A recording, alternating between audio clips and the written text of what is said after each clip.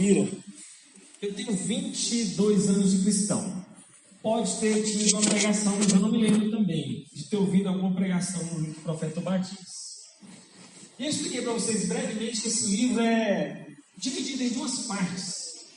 A primeira parte vai do verso 1 ao verso 14. E aqui Deus está dando um juízo, uma ordem de juízo sobre a nação de Edom. E quem que eram os descendentes da nação de Edom? Era o pessoal lá de Esaú, né? E Deus está lá mostrando os crimes de Edom. Por que Deus está julgando Edom? Porque está mostrando um monte de crimes que Edom fez contra Judá. Judá é o seu irmão que provém de Jacó. Então, imagine, gente, Judá proveniente de Jacó e Esaú proveniente de Edom. Irmãos, nações irmãs. E uma lutando contra a outra. Na verdade, Edom pisando, né? Vamos assim dizer, em Judá. E aí Deus está falando assim: olha, Edom, tá vendo? Por causa desses crimes que você cometeu, eu vou te punir. E nós vamos ver agora o julgamento final de Deus sobre Edom. E quando Deus está punindo Edom por causa dos crimes que ele cometeu, a gente vai entender um momento histórico, porque Deus vai lá e extermina literalmente na história a nação de Edom. Mas também escatologicamente. O que é escatologicamente? Vale para todas as nações. Vale para todos os que perseguem a Deus e o povo de Deus. Entende isso? E nós vamos ver esse julgamento hoje. E a gente então não pode ler o profeta Obadias sem olhar para o retrovisor. Sem estar olhando para o passado dessas duas nações, dessas duas descendências. Jacó e Esaú. Jacó gerando a nação de Judá, Israel, e Esaú gerando a nação de Edom. E nessa trajetória nós vemos uma família que infelizmente não aprendeu a amar. Uma família onde Isaac e Rebeca estão divididos. Né? Isaac está dando preferência lá para Esaú, Rebeca está dando preferência para Jacó, e a divisão começou em casa, onde um está dando preferência para o outro. E aí, irmãos, então nós vemos essa nação de Esaú e Jacó divididas, nascendo do mesmo ventre, mas por causa da falta de habilidade dos seus pais, Isaac e Rebeca, de lidar com seus filhos, acabou provocando esse ciúme na vida deles e uma brecha de ódio por muitas gerações. Olha que sério! Essa vai ser uma das nossas aplicações hoje. A gente pegar, você que tem mais de um filho, eu só tenho uma filha, né? Mas para você que tem mais de um filho, você vai ter que entender de criar amizade entre os seus filhos, companheirismo, laços de união entre eles, e não um contra o outro, não o pai dando preferência para um, não a mãe dando preferência para outro, gerando ciúmes em casa e provocando divisões que lá na frente podem se tornar muito trágicas. Então é isso, o livro vai terminar com essa promessa do reino de Deus. Basicamente você já leu o profeta Obadias, como que eu acabei de falar. Porque quando a gente vai lendo esse profeta, a gente começa a ler a Bíblia, vamos supor que você está lá na sua devocional, você está lá no seu plano anual de leitura bíblica, e você não está percebendo nada disso. Eu estou tentando te contar essa história, tentando te explicar que você está lendo essa história de duas nações separadas. E aí, irmãos, nós vamos começar exatamente no versículo 15 hoje, que a gente já viu do 1 ao 14, e começa dizendo: porque o dia do Senhor está prestes a vir sobre todas as nações. O início do versículo 15. E nessa sessão final, então, Deus está voltando de novo esse julgamento. Ele está anunciando: o dia do Senhor chegou. E o dia do Senhor, que é o julgamento sobre Edom na história, é só tipo um pano de fundo, uma prévia. Deus está falando: olha, eu estou julgando essa cidade de Edom aqui, gente, mas saiba que todas as nações vão ser julgadas. Edom é só uma amostra grátis. É só vamos dizer assim, uma amostra daquilo que eu vou fazer diante de todas as nações. Por isso que ela é tanto histórica, porque Edom foi julgada de fato, real, mas ela é escatológica porque aponta para o fim, onde todas as nações vão ser julgadas. Então Deus fala o porquê do dia do Senhor está prestes a vir. Irmãos, e começa exatamente com esse dia do Senhor. E esse dia do Senhor vai falar então de um tempo, o tempo da retribuição desse julgamento de Deus. E esse dia do Senhor é uma expressão muito, muito usada no Antigo Testamento para referir-se a esse dia de um julgamento que Deus vai fazer. Então Deus vai julgar todas as nações, seja a nação cristã ou não, E a gente precisa, meus irmãos, ter que entender que todos, sem exceção, nação, pessoas, indivíduos, vão ser julgados. E esse julgamento é perfeitamente justo. Vocês viram que parecia que Deus estava sendo muito duro com Edom, né? Tudo que ele fez com Edom, mas aí a partir do versículo 10 até o verso 14, a gente viu a lista de crimes que Edom fez. Gente, Edom agiu com violência para com seu irmão Jacó. Edom, no dia que os estrangeiros entraram, eles saquearam o restante que estava no versículo 11. E aí ele olhou com prazer, versículo 12, aquela dor do seu irmão. Imagine só o irmão sendo massacrado e Edom olhando para o lado, lá para a cidade de Judá, e falando, está bem feito, né? O que vocês fizeram. E ele olhou com prazer aquela derrota. E aí ele vem e fala, né? No versículo 14, você estava lá nas encruzilhadas para matar o restante de pessoa que sobrou de Judá. Gente, a lista de crimes de Edom é muito séria, por isso que Deus está julgando essa nação. E o juiz então agora de Deus virá, mas ele vai ser completo e final. Hoje nós temos diante de nós Deus exercendo misericórdia e juízo. Só que lá no final, lá na ponta, quando tudo acabar, sabe o que vai acontecer? Um juízo final e definitivo. Naquele dia não vai ter mais tempo para arrepender. Por isso é muito séria essa palavra para nós hoje. Ela é séria porque vai chegar um tempo que não vai ter mais tempo hábil para se arrepender. E é o dia do juízo final, onde a promessa da sua vinda é conforme 2 Pedro, capítulo 3, onde Deus virá com juízo, conforme Malaquias 2,17, e todas essas pessoas vão acordar e, infelizmente, não vai haver lugar seguro na terra. Apocalipse, capítulo 6. Mas ele não só fala desse tempo, ele fala também do alcance dessa retribuição, que vai ser sobre todas essas nações. E eu já falei para vocês, essa medida histórica já aconteceu com Edom. Edom foi varrido do mapa, mas vai chegar um tempo em que todas as nações vão acabar. Não vai haver mais essa divisão entre China, Brasil, Estados Unidos, Rússia. Não, todas as nações vão ter fim com um único reino e o único governante que é Deus, o Senhor Jesus, assentado sobre toda a terra. Mas essas nações que cumprem impunes, vamos dizer que na verdade que cumprem, e saem impunes desses crimes de guerra, elas não vão ficar impunes diante de Deus. Hoje nós não temos um tribunal mundial para julgar crimes de guerra, infelizmente, mas sabe que essas nações não vão ficar impunes no dia do julgamento do Senhor. Aqueles que são indefesos, aqueles que foram saqueados, invadidos, eles terão que enfrentar a ira do Cordeiro de Deus sobre cada uma delas. Então não só fala do tempo, que é o dia do Senhor, mas fala do alcance, da retribuição sobre todas as nações.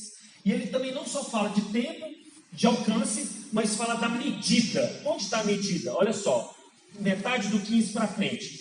Você será tratado da mesma forma como tratou os outros. O mal que você fez cairá sobre a sua cabeça. A nova versão, na Almeida e atualizada, traz isso muito claro, por isso que eu gosto dessa versão. Ela mistura o português fácil, mantendo o texto fiel. Então, na minha, exatamente diz isso. Olha, você será tratado da mesma forma como tratou os outros. O mal que você fez cairá sobre a sua cabeça. Deus falou que vai acontecer num tempo. Deus falou que vai ser para todas as nações e vai ser na mesma medida. Assim como tu fizeste, será contigo. A lei da retribuição vai ser para você também.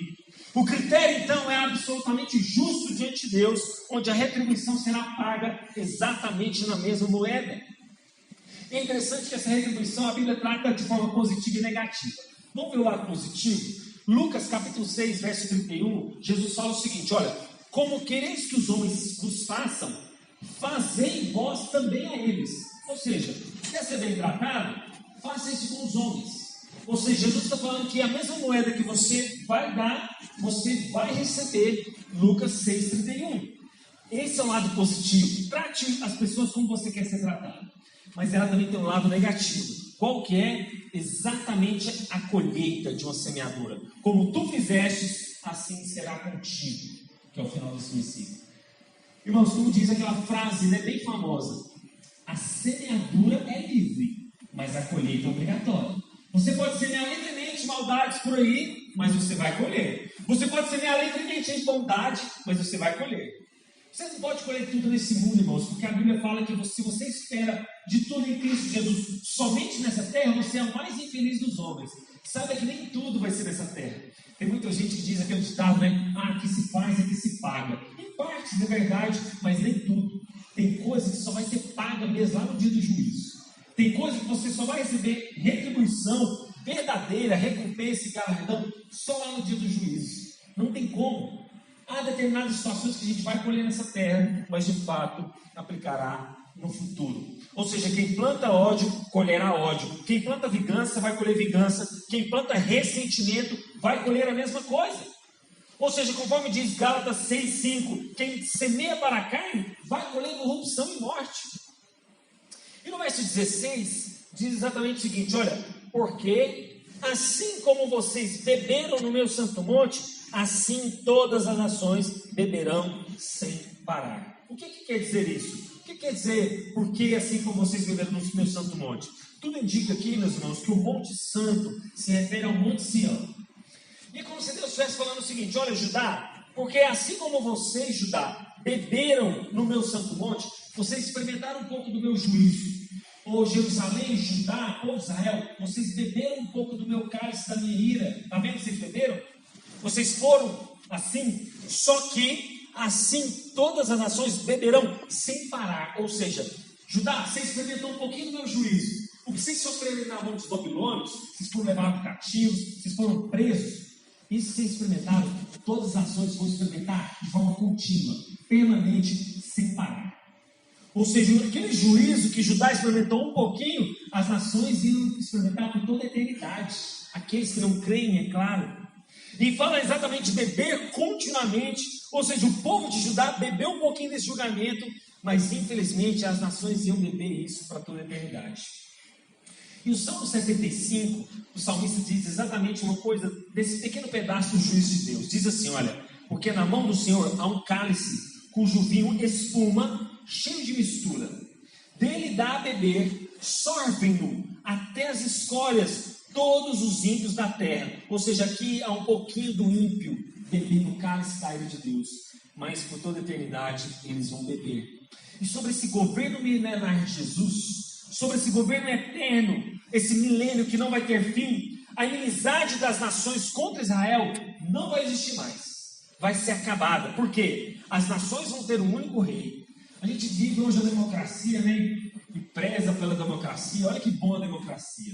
Irmãos, no governo celestial não há democracia. O governo celestial é um reinado. É algo de um governo só. De um rei único. A monarquia celestial. A monarquia divina, onde há um rei só e não há democracia. Portanto, as nações que a gente conhece hoje não vão existir. E por quê? Porque elas irão beber, final do verso 16, irão beber, engolir e serão como nunca se tivesse existido, ou seja, vai acabar. E aí no verso 17 diz o seguinte, mas, olha a introdução aqui de uma conjunção adversativa, né? Mas, olha, entretanto, no Monte Sião haverá livramento. Irmãos, em primeiro lugar, o Monte Sião haverá livramento. O dia de Deus julgar todas as nações, Ele vai promover bênção, prosperidade e livramento para o povo de Deus. E qual o único lugar, Senhor, que vai haver? O Monte Sião. Onde é o Monte Sião hoje? A igreja. A igreja é esse Monte Sião. Não estou dizendo essa estrutura física aqui não, tá, irmãos? Não quer dizer que o dia da ira de Deus, todo mundo tem que correr aqui para o Boa Vista, né? Todo mundo tem que correr lá, né, Alex, para o Balneário Meio Ponte. Não é isso. Não é essa estrutura física que vai nos proteger, não. Nós estamos falando da igreja invisível. Você pertence à igreja de Cristo? Então você está seguro. Você está no Monte Sião. Lá vai haver livramento. Agora, se você está fora da igreja, se você está a par da igreja, que é a igreja invisível, e a igreja invisível, que é aqueles que pertencem a Cristo, se você está fora de Cristo, se preocupe. Se você não pertence a Jesus, se preocupe. Porque não vai haver livramento para você. Só vai haver livramento no Monte Sião, que é a igreja de Deus. E o Monte Sião, meus irmãos, era exatamente o lugar da habitação de Deus, é o lugar da habitação do Espírito de Deus, é a morada de Deus, onde não há abrigo para o pecador, mas sim para a igreja do Deus vivo. E Judá então bebe um pouquinho desse cálice, mas agora ele está experimentando o livramento de Deus. Onde Edom tinha escombros, onde Edom estava derrotada, aquela cidade, aquele povo estava derrotado, Judá tem refúgio. Judá tem livramento. E sabe, irmãos, nós devemos lembrar disso sempre apontando para a salvação. Porque é Ele que nos livrou do pecado. Ele que nos livrou da morte eterna. Em segundo lugar, ele não só fala de livramento, mas olha só o verso 17. O monte será santo. Gente, não só vai haver livramento para você, mas o lugar da igreja é lugar de santidade. Santidade. A igreja não é só lugar de refúgio, mas um ambiente onde reina a santidade. Por isso que eu te falo e reafirmo. Se você não ama adorar a Deus aqui, você vai amar adorar a Deus eternamente. Se você não gosta de ser santo, se você não ama a santidade, você vai amar ser santo pro resto da vida? Será que o pecado que você odiava no passado, perdão, que você amava no passado, você odeia agora? O pecado? O pecado que você odiava antes, você amava antes, você odeia agora. Se você não tem esse sinal, avalie se você é salvo. Estou falando isso muito sério. Se você não odeia o pecado hoje, o pecado que você amava lá atrás, você tem que avaliar se você primeiro já é salvo. Porque no monte de Sião é santo. O monte de Sião é santidade. É um ambiente que reina a santidade. E a santidade não combina com o mundo. Embora você está no mundo, você não pertence a ele. Aqueles que fazem parte da igreja foram chamados do mundo para serem luz. Aqueles que fazem parte da igreja se separaram do pecado. Ainda que o pecado tenta correr atrás dessa pessoa, ainda que o pecado está tentando agarrar ela está correndo do pecado, ela está fugindo. Ainda que você peque, você está fugindo do pecado. É a sua pergunta.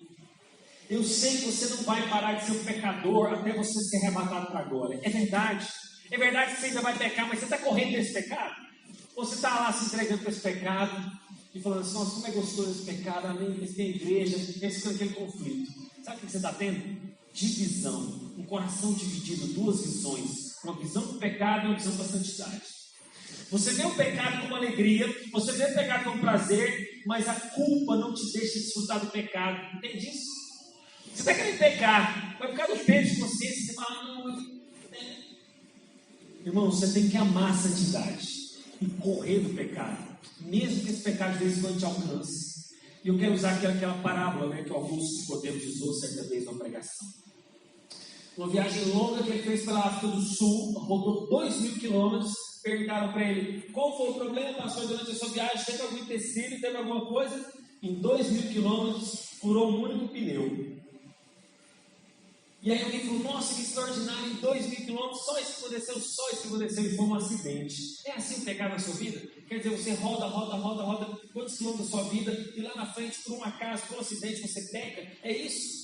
Ou você ama o pecado, mas por causa da culpa do pecado, por causa daquela culpa do juízo final, você não está desfrutando desse pecado que você não quer? Irmãos, no Monte Sião há santidade, mas ele só não fala de que no Monte Sião há livramento, no Monte Sião será santo, mas também fala de conquista. Olha só o final do verso 17. E os da casa de Jacó tomarão posse da sua herança. Irmãos, nós somos filhos de Deus. E como filho, você é herdeiro das promessas de Deus. Como filho, você vai herdar as promessas de Deus. Aqui está falando de uma possessão de herança terrena, física. Mas apontando para as questões celestiais, está falando de você obter as coisas de Deus. Vida eterna. Desfrutar de uma vida fora do pecado. Ser salvo. Tudo isso é herança que você vai ter. E aí, por fim, meus irmãos, é a segunda parte final da nossa pregação, que vai do verso 18 ao 21. E no verso 18, começa mostrando exatamente uma vitória contra os inimigos é certa, que diz, a casa de Jacó será fogo, e a casa de José será chama. Ou seja, é uma analogia para a mesma coisa. Casa de Jacó e casa de José. É apontando para o mesmo fato, mas está falando que ela vai ser chama. E o que vai ser palha? A casa de Esaú. Ou seja, ao mesmo tempo que a casa de Esaú vai ser a palha, quem que vai atiçar o fogo? Casa de Jacó, casa de José. E José, então, meus irmãos, essa casa de Jacó é que vai trazer julgamento. Você sabia que em 1 Coríntios, abre lá em 1 Coríntios, Ai, irmãos, deixa eu achar um texto aqui agora. 1 Coríntios, vai indo para lá que eu vou achar referência.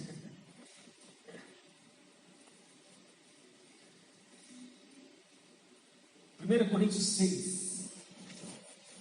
1 Coríntios, eu não costumo andar muito na Bíblia não, é só para você ter uma referência. 1 Coríntios 6, versículos 2. Está escrito em 1 Coríntios 6, 2 o seguinte: olha, ou vocês não sabem que os santos hão de julgar o mundo? Ora, se o mundo deverá ser julgado por vocês, será que vocês não são competentes para julgar as coisas mínimas? Paulo está falando, irmãos, que a igreja do Senhor Jesus, eu e você, nós seremos juízes desse mundo. E aqui em Obadias, a nação de Israel, a casa de José, a casa de Jacó, está sendo instrumento para julgar Edom. Vai julgar esse povo. Volta lá agora em Edom, em Obadias, meus irmãos, novamente, para você ver que o que eu estou falando não é coisa da minha cabeça. A casa de Jacó será fogo, a casa de José será chama, mas a casa de Esaú será palha. Ou seja, irmãos, o fato é que eles estão aqui para julgar essa nação, eles vão ser instrumentos do julgamento de Deus, das ordens soberanas de Deus. E essa metáfora aqui, falando deles de palha, vai ser da rapidez de julgamento. Palha não queima rápido. Quando você vai acender lá no fogo, né? Minha irmã Neuza, naquela época lá, né, dos fogões a lenha, você pegava lá uma palha do milho seco, né? Para começar aquela chama. Mas você não continuava com a chama, não. Você tinha que colocar lenhas grossas, né? Você precisava de uma aroeira ali, e você ia acrescentando as lenhas. Mas você começava com aquela do milho, né, meu? Isso.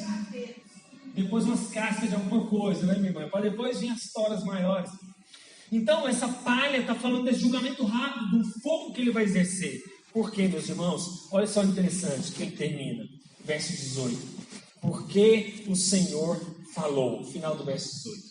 Sabe o que significa isso? Porque o Senhor falou? Essa expressão é como uma assinatura de Deus. Deus, o Eterno, está assinando. Olha, isso vai acontecer. Isso é fato. Deus assina essa declaração com autoridade segura de que é Ele que vai fazer isso com Edom e com as nações. E aí o verso 19 diz o seguinte, olha, os de Negueb tomarão posse do monte Esaú. E aqui começa uma questão mais geográfica, eu vou tentar explicar para os irmãos brevemente. Olha, os de Negueb tomarão posse do monte de Esaú. Os de Cefalá ocuparão o território dos filisteus. Tomarão posse também dos campos de Efraim e dos campos de Samaria, e Benjamim tomará posse de Gileade. O que Deus está falando aqui, meus irmãos? É mais ou menos uma amplitude de posse, de reino, de uma vitória contra os inimigos. Ou seja, Negueb está falando de uma terra ocupada pelos descendentes de Edom e será retomada pelo povo de Israel. Efraim está falando exatamente de um segmento de terra das 10 tribos do norte. Samaria, capital das tribos do norte. E por fim, Benjamim possuirá Gileade. Ou seja, ele está falando de uma extensão geográfica que ele está possuindo. E no final, versos 20, diz o seguinte: os cativos do exército dos filhos de Israel tomarão posse do território dos cananeus até Serepta. E os cativos de Jerusalém que estão em Sefarade, tomarão posses da cidade do sul. Ou seja, ele está falando de um julgamento, de uma posse que ele vai ter, tanto do reino do norte, quanto dos reinos do sul.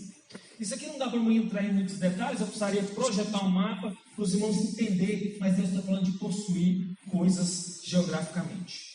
E eu quero encerrar no verso 21, que diz o seguinte: os salvadores hão de subir o monte Sião. Irmãos, o que são as palavras aqui? Salvadores. Salvadores implicam juízes. Sabe aquele julgamento que a gente viu lá no início, que a casa de Judá ia ser, no versículo 18? Aqui Deus está reafirmando: olha, vocês vão ser pessoas que vão julgar essas terras. Vocês vão julgar todas as nações do mundo. Você pertence a Deus mesmo? Então você vai julgar todas as nações do mundo. Você vai ser um dos juízes dessas nações ímpias. Os salvadores, então, estão apontando para esses juízes, onde Obadias está chegando no ponto ápice da sua mensagem, onde esses israelitas vão julgar Edom. Porque Edom massacrou Judá. Lembra, Edom, Esaú. Judá, o pessoal de Jacó. Edom vai lá e massacra Judá. Agora Deus está dando uma oportunidade. Está vendo, Judá? Vamos julgar esse povo agora? E o Monte Sião aqui é símbolo dessa igreja, como eu falei para vocês. E os salvadores são exatamente esses julgadores do mundo. Irmãos, você acredita no que eu estou falando? Ou você acredita no que a palavra de Deus diz? Você sabe o que lá no fundo eu penso? Eu penso que a gente não acredita mesmo na palavra de Deus. Se a gente acreditasse nisso de verdade, mergulhasse nisso, eu vou entender que eu serei um dos juízes sobre essas nações. Para quê? Metade do verso 21. Para julgar o monte de Esaú. E aqui a gente vê exatamente dois tipos de monte. Os salvadores que hão de subir no monte Sião, o povo de Israel, que vai julgar o monte de Esaú. Dois montes. E aí nós estamos falando de dois mundos. Um império absolutista que já passou. Impérios do passado, como o Império Romano que dominou o mundo.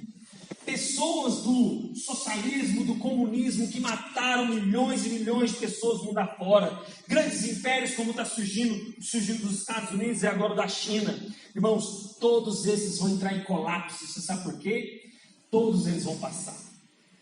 E aí o triunfo final desse reinado de Cristo vai esmagar esses inimigos. E nós vamos estar lá exatamente para julgar. E aí você sabe qual é a conclusão dele? E o reino será do Senhor. Essa é a conclusão. É um reino absoluto. É um reino, meus irmãos, que hoje a gente vê violência nesses reinados, é verdade. Pessoas com poder militar, poder bélico, poder econômico, é verdade. Mas, irmãos, o reino é de Deus e vai ser dele. E Deus fala para ficar claro que não haverá dúvida de que o reino é dele. E o livro termina exatamente com essa promessa do reinado messiânico, do reinado eterno, onde Jesus vai restaurar todas as coisas. Eu sei que a gente tem aquela impressão de que a gente vai reinar com Deus do céu, mas na verdade Jesus vai vir sobre a terra, exterminar esses reinos e nós vamos reinar aqui. O nosso destino final não é o céu. O nosso destino final é o reino restaurado aqui na terra. O céu é só um momento que a gente parte para a glória, esperando Jesus voltar para essa terra, para julgar todas as nações e restaurar toda essa terra. Esse é o reino de Deus. E você crê nisso? Eu falo isso de verdade. Você acredita nisso mesmo? Você crê mesmo que você não consegue, pela força do seu braço, conseguir estabelecer esse reino aqui na terra? Você tem consciência disso? Você tem consciência que o Xi Jinping da China não consegue fazer esse reinado sobre a terra aqui? Você consegue entender que o Bolsonaro não consegue estabelecer esse reino aqui na terra? Nem o Lula, nem ninguém. Você tem consciência disso? Então pare de depositar a sua esperança em qualquer político dessa terra.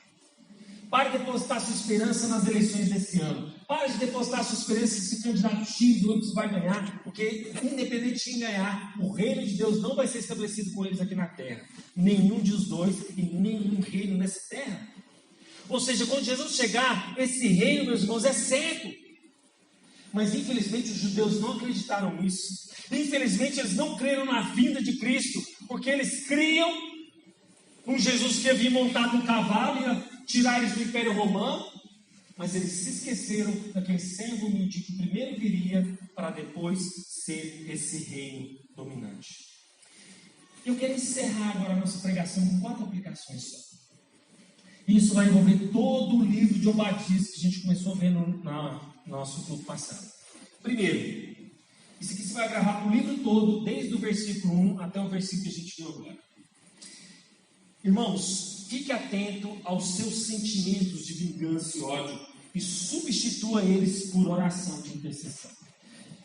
Toda vez que vier um sentimento de ódio, de vingança no seu coração, de alguém que te fez o mal, você vai orar e interceder por isso. Porque a palavra de Deus diz que a gente deve amontoar brasas vivas na cabeça dos nossos inimigos, conforme diz Provérbios. E que a vingança pertence ao Senhor e não a você. Você não deve ir lá na força do seu braço, com as suas próprias atitudes, querer vingar alguém, porque a vingança pertence ao Senhor. Então, toda vez que o sentimento de ódio, de vingança vier sobre o seu coração, você vai orar por isso. Você vai interceder por isso. Semana passada, alguém me mandou uma mensagem assim, falando exatamente sobre isso. Falando assim, pastor, tem alguém que está fazendo mal, como que eu devo orar para Deus, para que Deus vá lá e destrua essa pessoa, ou Deus vá lá e vingue ela no meu lugar? Eu falei, irmão, eu tive que dar um áudio de quase 5 minutos para ela, mas em resumo era isso. Eu falei, em primeiro lugar, você está tendo sentimento, não vem de Deus. E se essa pessoa está te fazendo mal de fato, você tem que descansar na justiça de Deus e continuar o seu caminho, sendo sal e luz nessa terra. Quem busca vingança vai colher o castigo de Deus. Nós vimos isso. A maldade que Edom semeou sobre Judá, ele colheu sobre a sua cabeça. E a vida é exatamente aquilo que a gente está plantando, você vai colher um dia. Primeiro então aspecto é esse. Segundo aspecto, cuidado com a soberba e altivez de espírito. Por que Edom está sendo julgado? A gente viu isso no domingo passado. Edom está sendo julgado por causa da soberba deles. Eles achavam que era uma nação que tinha, lembra, aquelas cadeias de montanha em volta deles? Eles estavam seguros militarmente. Eles tinham um comércio ali que passava perto, então eles eram ricos, sábios, e ele achava que aquela riqueza e sabedoria ia proteger eles. E eles tinham muita aliança com outros povos, soberbo e altivo. Irmãos, tem muitos pregadores que caem exatamente por causa disso. Soberba e altivez de espírito. Cuidado, porque Provérbios também diz que a soberba precede a ruína. A altivez de espírito precede a ruína. Quer ver alguém cair? Essa pessoa está soberba. Quer ver alguém cair em desgraça, em ruína? Soberba. Terceira e penúltima aplicação. O livro de Obadias nos mostra como um pequeno problema familiar pode tornar-se uma grande batalha entre duas nações. Adiar uma solução entre problemas domésticos pode desembocar grandes problemas na nossa vida. Não subestime os pequenos problemas da sua família. Eles podem se tornar um grande mal.